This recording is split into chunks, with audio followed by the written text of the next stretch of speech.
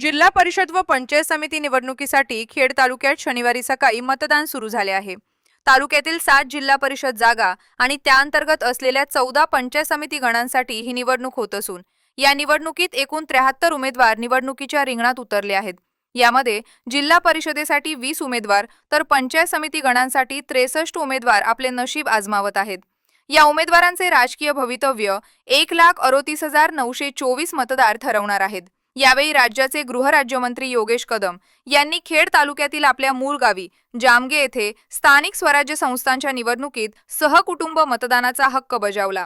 मतदानानंतर नागरिकांशी संवाद साधत लोकशाही अधिक बळकट करण्यासाठी प्रत्येक मतदाराने मतदान करणे अत्यंत आवश्यक असल्याचे मत योगेश कदम यांनी व्यक्त केले। दादा, आपण मतदानाचा हक्क बजावलेला आहे, काय प्रतिक्रिया द्या? नाही, विधानसभा आणि लोकसभेप्रमाणेच स्थानिक स्वराज्य संस्थांच्या निवडणुका पण महत्त्वाच्या असतात आणि आपल्या गावचा आपल्या विभागाचा विकास होण्याकरिता हा पाया मजबूत करणाऱ्या निवडणुका आहेत। म्हणून आपल्यामार्फत मी आवाहन करेन की ज्या 12 जिल्ह्यांमध्ये ह्या निवडणुका होत आहेत त्या जिल्ह्यामध्ये सर्व मतदारांनी आपल्या मतदानाचा हक्क बजावावा।